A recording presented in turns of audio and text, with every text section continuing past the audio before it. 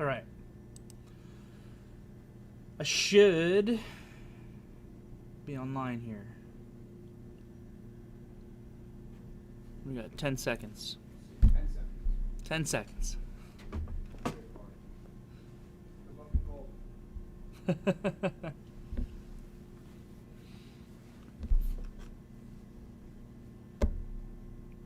All right. I am an associate member of T3 Trading Group, which is an SEC registered broker-dealer and member of FINRA SIPC. All trades placed by me are placed through T3 Trading Group. You should carefully consider whether trading is suitable for you in light of your own financial condition. Position disclosure here. All right. Let's do it. So, I mean, like Pat was saying when he was on the radio before into the close, today was about as bullish as it really could have been, to be honest. Given that we were pretty extended after this move from the last couple of days.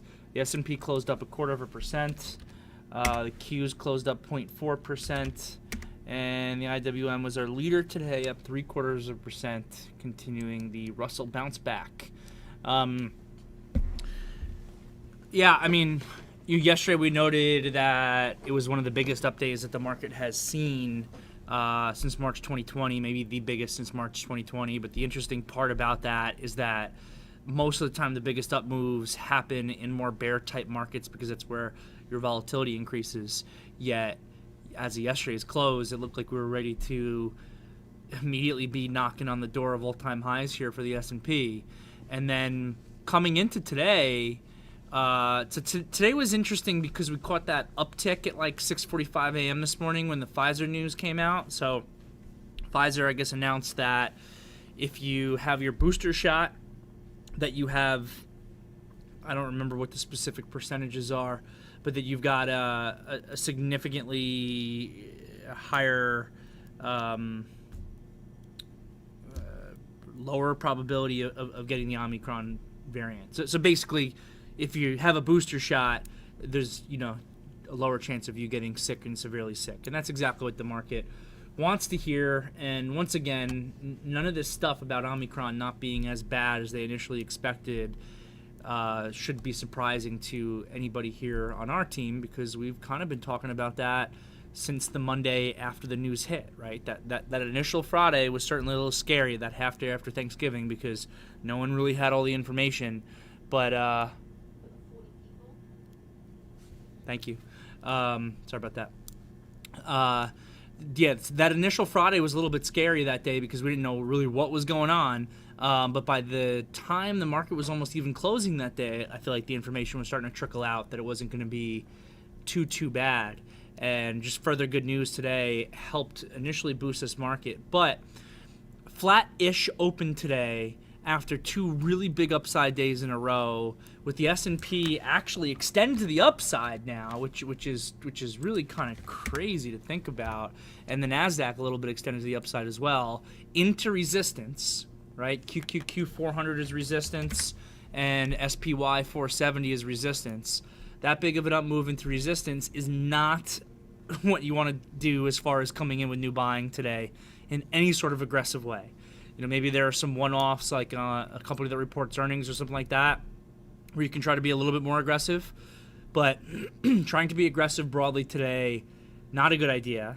And if anything, a big move into resistance is where you want to be selling some of your longs and potentially hedging yourself on your shorts. I had been a little bit nervous, if you guys remember from yesterday's afternoon meeting, that I went home short the TQQQ. And again, it's a hedge, so what's the worst that happens? The market goes up a ton and all my positions are paying me and I'm giving back some profit in a hedge type trade. I still don't like doing that, and I've definitely mentioned that for the most part throughout my career, whenever I've tried to hedge myself, it's only ever cost me money, and I'm better off just sticking with my convictions on trading. That's what my numbers absolutely show me. But I stuck with that hedge and even added to that hedge pre-market when we got that initial boost into that resistance area. And can show it here in the pre-market. That's the uptick here at 6:45 when Pfizer came out with that news. But by the time the market opened, they had almost fully negated it, so it didn't really seem like too much of a big deal here. The Qs actually moved up less on that because the vaccine being good is going to tend to be better for your reopening trades, your energy stocks, your material names, and not necessarily as good for tech. It's just another reason why the Fed can move forward with increasing interest rates, one less thing to be afraid of. So it's actually not as good for the Qs. So it did enable the Qs to be a little bit relatively weak today, even though prior to 6:45 a.m., the Nasdaq was relatively strong. And I was particularly kicking myself, and I'm still in that TQQQ position, so I'm just going to trade it properly as my hedge as we are in extended territory. But I'm particularly was kicking myself last night when I'm like, I'm shorting the TQQQ as a hedge. It's basically like I'm short Apple. I'm short Apple, Tesla, Fang. And do I really want to be short Apple ever? No, not really. Especially with the amount of bullish option flow that we saw coming out into Apple today. So the more I was thinking about my hedge, the less I liked it. But I stuck with it, and I had some really good executions here pre-market. I actually added to TQQQ into this pop. Let's go to TQQQ so I can show off. So I got to show off a little bit once in a while.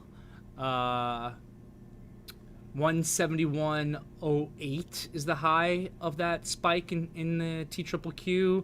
I actually had a little add at 170.99, 170.49, and 170.99 into that pop. And then the Q's being relatively weak today let me manage that position really well, and I'm still keeping it. I'm really trying to trade it off of this $400 resistance area for the Qs, right? This big resistance, and we have tails here that go as high as 401.19. So it's a resistance area. The market's extended into it. I mean, Apple, with all of its bull flow that's coming in, I'm still long Apple because how could you not be? With all the bull flow that's coming in, it almost feels like the stock is unstoppable. With that said, it's getting really extended. So, whatever. I'm keeping that TQQQ for now, and if I get stopped out, I get stopped out. I'll be fine with it because I've certainly got enough longs where if the whole market's moving higher, I'll kind of continue to get paid. And the Russell here showed its relative strength, coming into another resistance zone for it as well, where we have this gap. So maybe tomorrow, if there's still some strength in this market, especially if the Russell's continuing to show relative strength for like a third day in a row, we could see the IWM go after the gap fill. But the interesting thing about this market here with the S&P is we are basically back to all-time highs for the S&P. And again, I know the S&P, I've never liked looking at the Dow, well, for kind of obvious reasons. It's only 30 companies, so it really does not give you a good view of the market as a whole. But these indices that are market cap weighted, Apple is close to, I forget what number Pat said, 185? Is it 185 for Apple? Where Apple's worth $3 trillion? It's insane. So, but basically the point of that is the market caps here of these leading stocks are so large now that, in my opinion, it's almost starting to make it so the S&P 500 doesn't even really give you like a great view of the broader market as well. The IWM a little bit better, and that's where you see the weakness because there's so many stocks that have just been so weak. And obviously the IWM has had a great snapback to like the midpoint of its broader range that it's been in for this entire year. And at this point, I do think it starts to get a little bit more difficult for the Russell, especially as we start getting to like 228. But again, you look at the SPYs, look at the Qs, and we're almost at all-time highs. We got like one more real resistance to clear, and we'll be looking at these indices at all-time highs. So it's just really impressive. With that said, the game plan for today, without a doubt, was to have a less is more approach after one of the biggest days we've seen in a couple of years yesterday, getting this market up to be a little bit extended.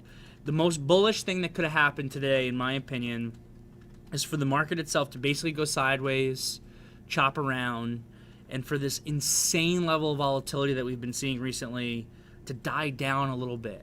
And I don't want the volatility to die down entirely, but just a smidge here, and have the P&L swings be a little less crazy, and the percentage movements be a little less crazy than they've been would be nice. So seeing some vol compress and seeing the market consolidate the big move from the last 2 days is a pretty bullish thing, and that's exactly what we saw. You know, VXX here just continuing to work its way down. You know, VXX down to $21.50 at this point. So really interesting. As far as individual stocks go today, we had some good call-outs, even though we had to be selective. We wanted to focus on things that we thought could be in play. So one of my ideas for today was KHC short. KHC short versus like yesterday's low kind of area. The stock got downgraded today, and not only did the stock get downgraded, but you know, we were expecting, even though it didn't turn out to be that way, we were expecting that the market again would be best case sideways, if not more likely to pull back a little bit. And again, the market just gave that best case scenario sideways, so the market really was not on the side of this trade. But pre-market, we definitely thought that layer of probability could easily be on the side of the trade as well. So KHC, great trade. I know a few of you guys caught this short today. Fantastic job. Nice pivot low here. Snaps back maybe a little bit more than you would like it to, but just right into its equilibrium zone, gives you your pivot high, breaks down to new lows, consolidates most of the afternoon, and closes at lows. So great short for anybody who caught that. The only other things I really kind of had on my radar today outside of managing my swings was a couple of these earnings names.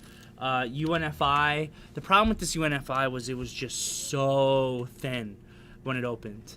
So yeah, sure, if you got the stock at 52, congratulations, but you know, you were dealing with like a 60-cent spread sometimes in a $52 stock. So it would have been very difficult to get this with size at least. But it was one of the ideas from the morning meeting today off of a good earnings report. Another earnings report that I thought was pretty good that I brought up was this LOVE.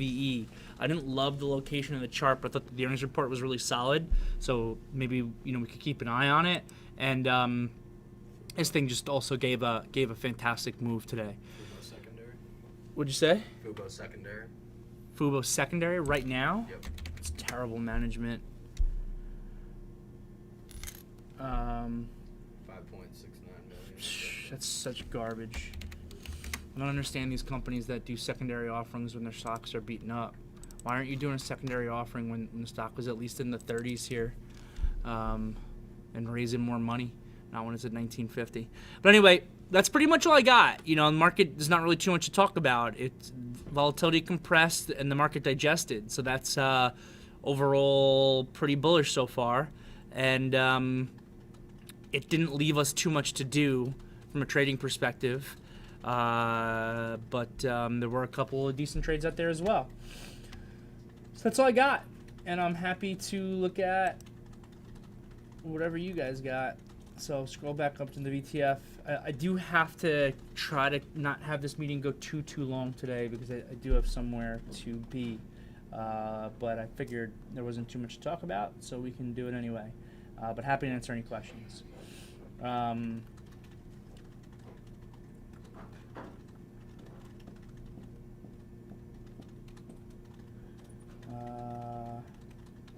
First thing I'm really seeing here, I see some chatter, but the first thing I'm really seeing is from DJ.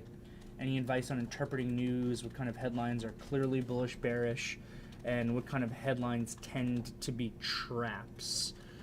It's a good question that doesn't have an easy answer there, DJ, because obviously every kind of news event is a little bit unique, and sometimes I think that things are important and they turn out to not be important. The market and the technicals really tell you, more than anything else. But there are definitely certain things, like if you ever hear a couple key phrases that I like to talk about, accounting fraud, FBI raids headquarter offices.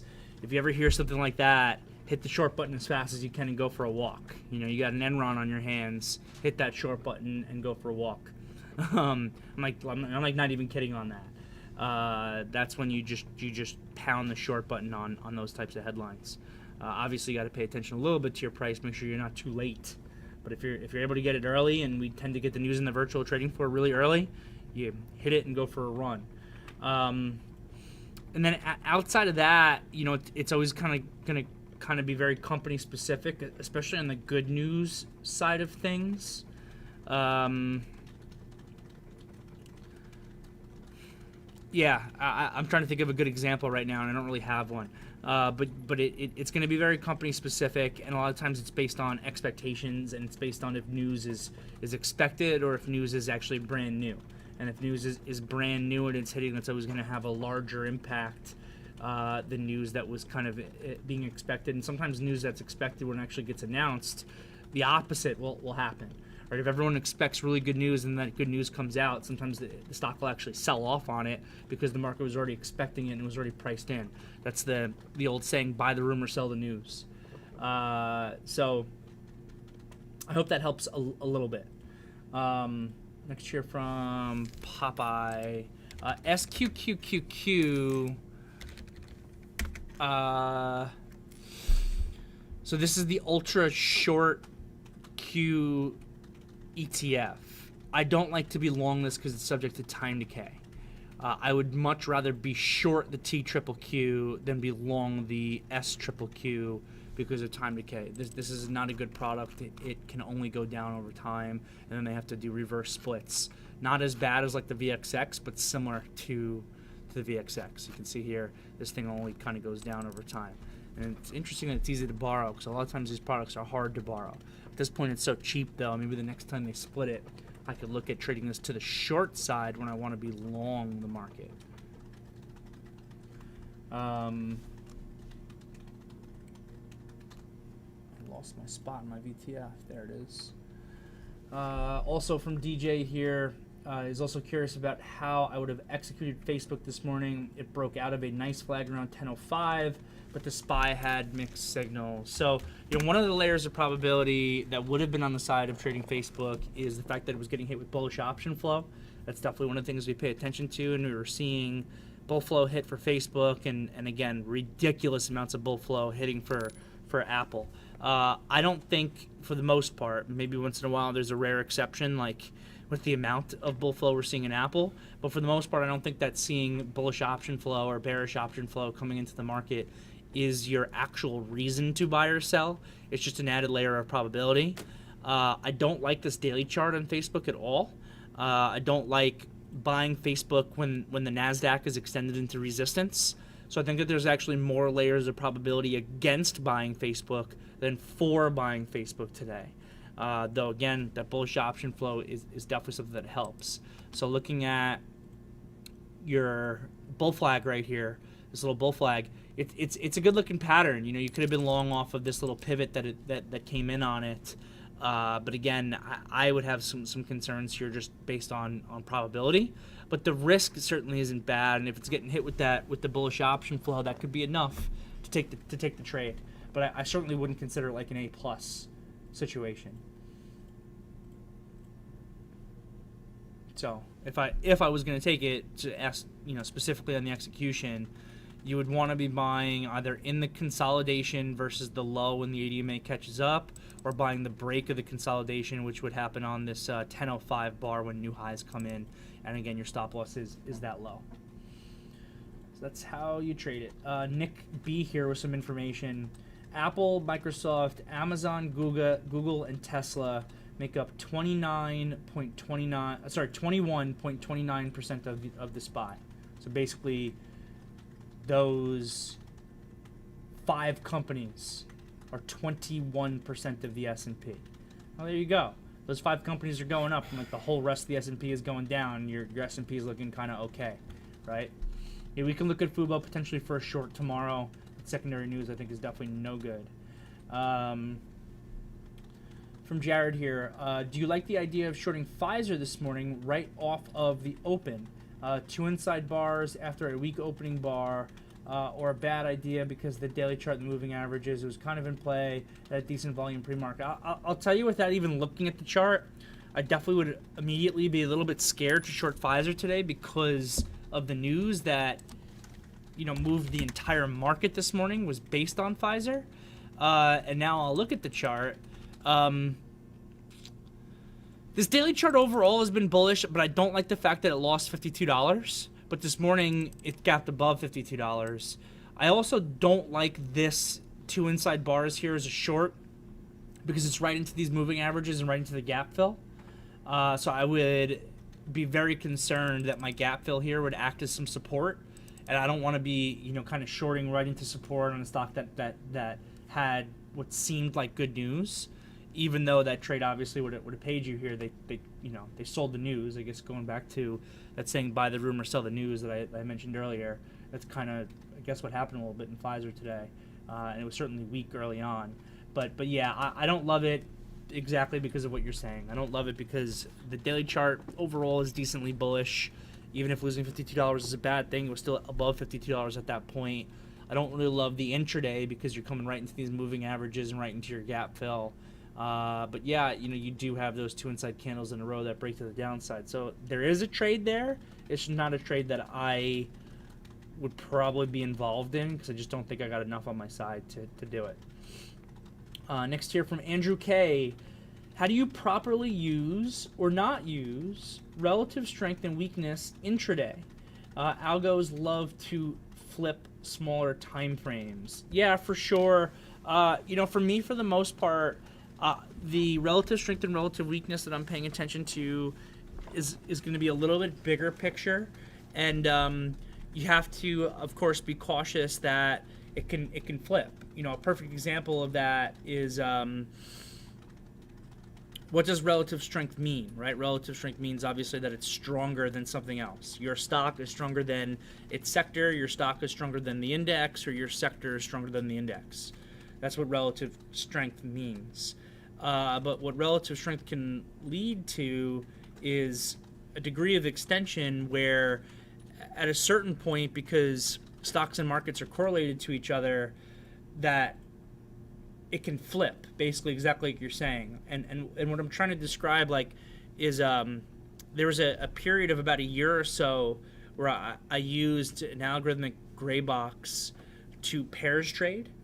And I would input certain statistics and do certain math, and you would find the historical correlation between two similar equities, basically, and then when they deviate away from that, you would short the outperformer and purchase the underperformer looking for mean reversion. I don't do that anymore, but there's plenty of people out there who certainly do. And basically what that does, though, is it's almost the opposite, right? You are shorting the relative strength and you're buying the relative weakness, looking for mean reversion. So that's kind of one thing to keep in mind a little bit with it. But more broadly and more bigger picture, paying attention to relative strength and relative weakness is an added layer of probability. Like, for example, if we do have a rising interest rate environment, which a lot of people expect that we do, you would understand that these growth companies should be relatively weak and these value names should be relatively strong. So that means that, and that should last. It's not going to be that's not going to be a one-day phenomenon. There would be certain days, individual days, where growth names will still outperform value names. But broadly based on that piece of information, big enough picture, you're going to be better off being long energy stocks than being long FUBO, right? So that's kind of more about how I'm paying attention to relative strength and relative weakness. And I also pay attention to it in regards to extension, right? Sometimes I prefer to buy the relatively weak stocks because that's played out to such an extreme extent so far that those relatively weak stocks are extremely oversold, and I can come in and I can look at that trade. So I hope that makes sense. Relative strength and relative weakness has actually been a really important layer of probability, probably compared even more so than it used to be this last couple of years. But overall, it's not really my favorite either. It's just kind of one that I pay attention to. I still think that the market itself is the most important layer of probability. So I hope that helps, Andrew. You know, again, I'm not really looking at it so much on like a 5-minute chart to see what's relatively strong and what's relatively weak. And to add on one more thing onto it, I pay attention to it in two ways. I do pay attention to it in absolute terms, but I also pay attention to it in terms of how markets are trading. So, like, for example, one thing that I'm constantly looking at is relative strength and relative weakness between the Nasdaq and the Russell. So sometimes what you might see is maybe today the Q's gapped up more, so they're up more on a percentage basis, which implies relative strength to the IWM. But when you look at how the market's trading intraday, the IWM is playing catch up. So the intraday chart actually shows more strength coming from the IWM. So I pay attention to both of those things. And in that case, what I just described, I would rather be long the IWM than be long the Qs, even though the Qs are up more on a percentage basis. So, again, I hope that helps.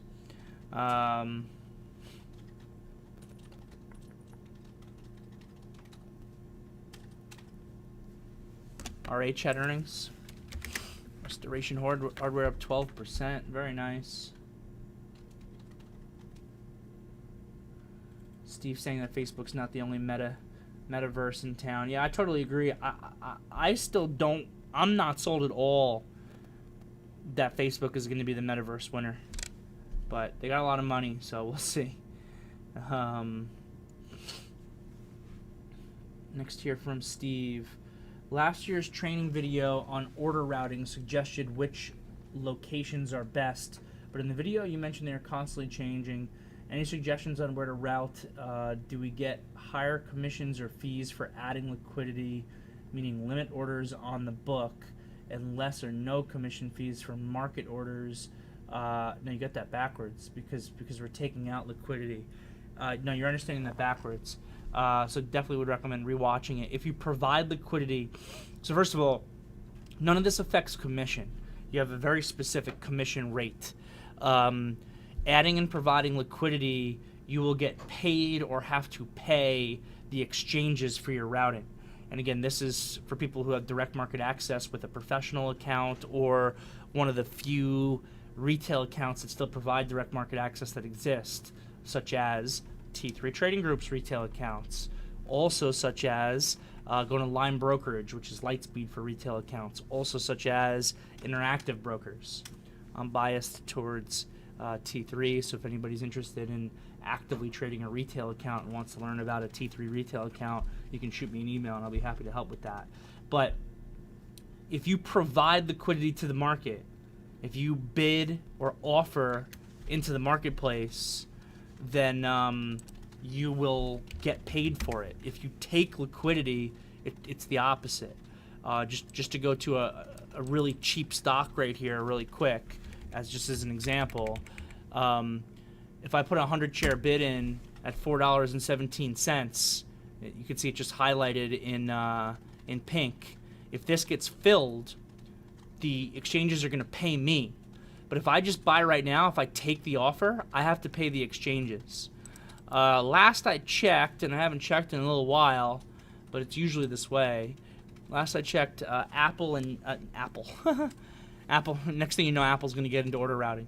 Arca and Nasdaq are still providing the highest rebates. I don't remember the exact number off the top of my head, and they're also the most expensive to take liquidity from. So, hope that helps. Scrolling down here from our buddy Sebastian. Is it good to be aggressive tomorrow if we open up flat? I still think we're too extended. And I don't even know aggressive which way. If we open flat, we're opening still right into resistance. I would not be aggressive of a buyer. I'm still a little bit more interested, honestly, in shorting while we're beneath this resistance than buying. But if we open flat, I probably would be still not aggressive. If we open flat, it's bullish still. But I think even further, we need more time. Another day or two like this of rest, and we could be setting up for next week to then consider start being more aggressive for a breakout of the market. Next here from Javad. Oh, just a compliment to me. Thanks, Javad. Glad you've been tuning in. Make sure to give a subscribe there. We broke the 500 subscribers, which I'm super pumped about. Now we got to get to 1,000. Next here from Jerry. We don't generally assign a letter grade in the morning meeting to potential trades. Do you think that would help newer traders identify better trades in real time? I rewatched the trade probability class. Yeah, we could try to do that, Jerry. The problem is that we don't know necessarily all the layers of probability yet for every trade as they're hitting, because we don't know what time that trade's going to trigger. We don't know what the volume is going to look like at that point. We do know if there's news. We do broadly try to come up with a market-related game plan on how we think that the market itself is going to be moving, and we know that that's a huge layer of probability. So we could try to do that a little bit more, but again, probably half of those layers of probability that are going to affect the letter grade of the trade, you don't really have that information yet until it's actually trading in real time. But I'm open to trying to try it. Trying to try it? Sounds like failing with honor.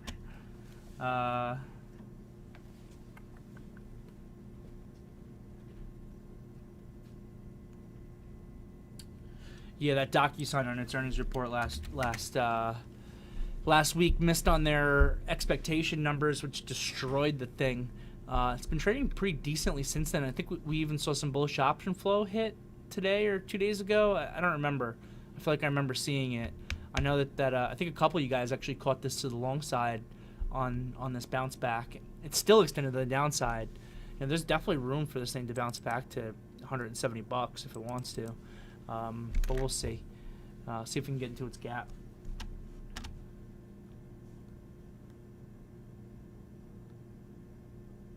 Yeah, rebate.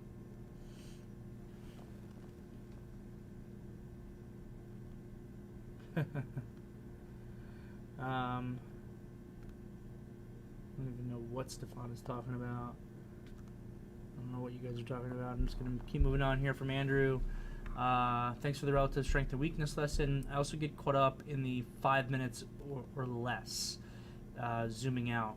Also, the insight reminder about the reversion pair trades. Yeah, for sure. I don't look at charts less than a 5 minute. I'm kind of an advocate on that. I know a bunch of you guys do, and if it helps you, so be it.